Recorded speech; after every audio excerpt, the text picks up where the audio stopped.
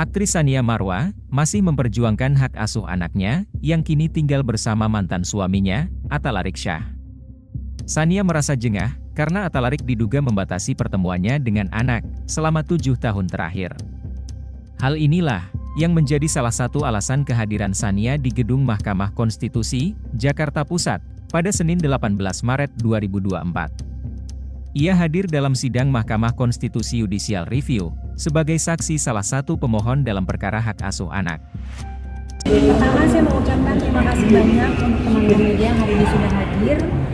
Saya sangat menghargai itu, dan ini adalah bentuk perjuangan untuk semua warga Indonesia, bukan hanya untuk saya. Anggap saya ini hanya wakilnya dengan pemohon-pemohon ibu yang di sini. Tadi ketika saya ditunjuk sebagai saksi, pastinya perasaan saya campur aduk ya. Yang pertama, saya ada perasaan tegang pasti, saya ada perasaan takut juga, tapi saya menguatkan diri saya bahwa niat saya hanyalah semata-mata ingin memberikan untuk bisa menjadi bagian dari keadilan untuk ibu-ibu di Indonesia yang mengalami hal yang sama seperti saya, yang sudah memiliki hak asuh tapi tetap tidak bisa bersama dengan anak-anaknya gitu. Dan mungkin kasus saya ini termasuk kasus yang terlama juga, udah 7 tahun. Jadi saya pikir mungkin udah saatnya saya melakukan pergerakan yang mudah-mudahan hasilnya positif. Pastinya saya tidak pernah membayangkan kalau misalnya kasus asuh anak saya bakal sepanjang ini. Tapi saya menganggap ini mungkin adalah salah satu takdir yang masih saya jalani, yang masih saya lewati, jalan Tuhan. Kalau memang ini saatnya kita bergerak gitu. Dan saya di sini mungkin saya adalah seorang public figure yang mempunyai teman-teman media yang memberikan atensi yang sangat saya syukuri.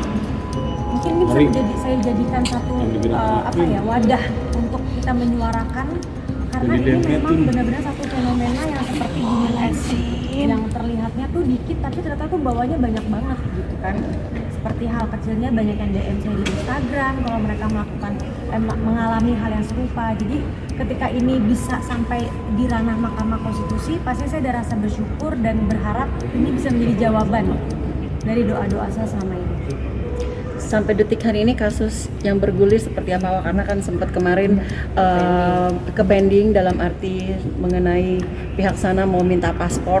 Akhirnya dirimu itu salah satu yang terakhir yang akhirnya nggak bisa gitu yang Awa kasih, karena memang betul-betul Awa nggak bisa komunikasi, karena Awa juga nggak mau juga memberikan paspor itu karena Awa juga ada yang namanya tidak bisa berkomunikasi sama anak-anak. Itu seperti apa sampai di detik hari ini, Wah? Iya, jadi seperti yang tadi saya nyatakan sebagai saksi bahwa saya memang tidak mempunyai akses untuk berkomunikasi gitu kan. Itu yang pertama. Yang kedua, saya nggak bisa melakukan apa-apa gitu, walaupun hak asuh itu sudah inkrah gitu. Jadi saya perjuangin hak asuh bertahun-tahun. Kenapa cuman seperti hanya secari kertas tanpa kekuatan apapun? Padahal itu hak asuh dikeluarkan oleh Mahkamah Agung gitu kan, yang benar-benar satu